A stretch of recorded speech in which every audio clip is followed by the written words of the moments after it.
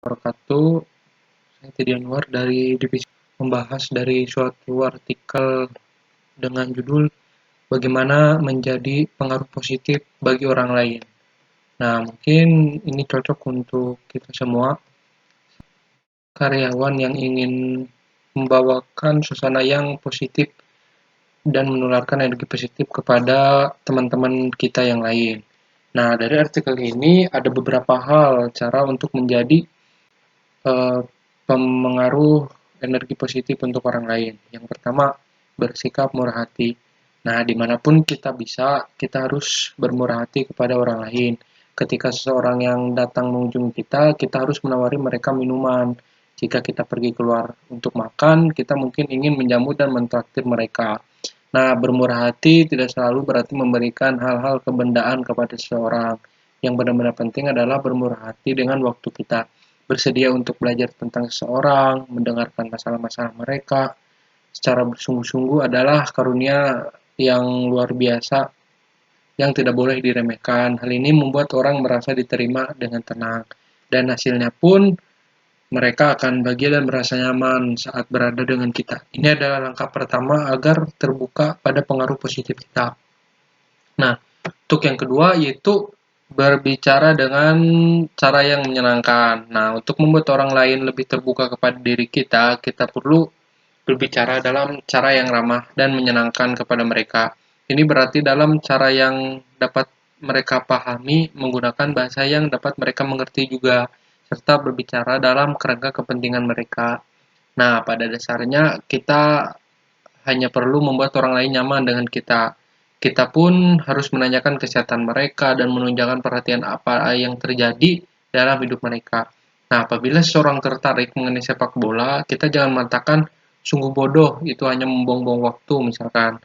Nah, ini pokoknya yang penting karena jika kita mengatakan itu, mereka tidak akan mau menerima kita. Mereka hanya akan merasa bahwa kita memandang rendah mereka. Tidak perlu membahas secara rinci tentang siapa yang memenangkan pertandingan hari ini, tapi kita dapat membicarakan sedikit setelah seseorang terbuka kepada diri kita dan dirasa diterima oleh kita, cara bicara kita yang menyenangkan dapat menjadi lebih bermakna. Pada waktu-waktu yang tepat, dalam keadaan yang tepat pula, kita dapat berbicara tentang unsur-unsur ajaran Buddha yang sesuai dan akan berguna bagi orang itu. Kita pun harus yakin untuk menunjukkan manfaat-manfaat akan mereka daripada yang bisa didapatkan daripada itu. Nah, nada suara kita pun sangat penting ketika memberikan nasihat. Kita pun harus menghindari dengan nada suara memaksa, meremehkan, atau bahkan merendahkan. Inilah makna dari berbicara secara menyenangkan. Kita pun harus berbicara dengan cara yang orang lain akan mudah untuk diterima, tanpa merasa terancam ataupun diserang dengan nasihat yang tidak mereka inginkan. Nah, hal ini memerlukan kepekaan dan keterampilan. Nah, untuk mengetahui waktu yang tepat dan cara yang tepat untuk memberikan nasihat, jika kita terlalu keras serta bersikeras pada percakapan yang dalam dan berarti, maka orang pun akan menganggap kita membosankan dan tidak menerima hal-hal yang kita katakan. Itulah mengapa kita kadang perlu menggunakan humor untuk meringankan nada percakapan, terutama jika orang itu mulai bersikap bertahan ketika kita menawarkan nasihat. Nah, kemudian untuk yang nomor tiga, menggerakkan orang lain untuk meraih tujuan mereka. Nah, kita jangan meninggalkan nasihat yang kita berikan hanya di tingkat teori Buddha. Kita perlu menjelaskan cara gamblang bagaimana menerapkan ajaran itu sesuai keadaan orang tersebut.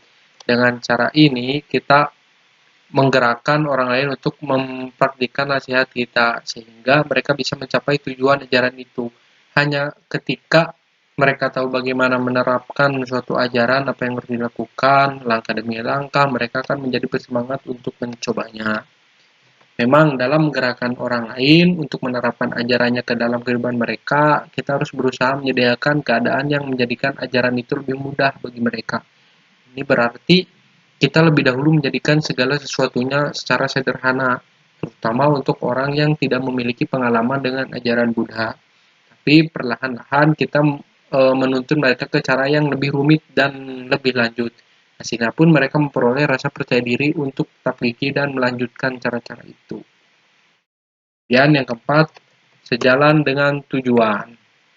Nah, Salah satu hal yang mematahkan semangat orang yang kita beri nasihat adalah mereka memandang kita sebagai orang munafik.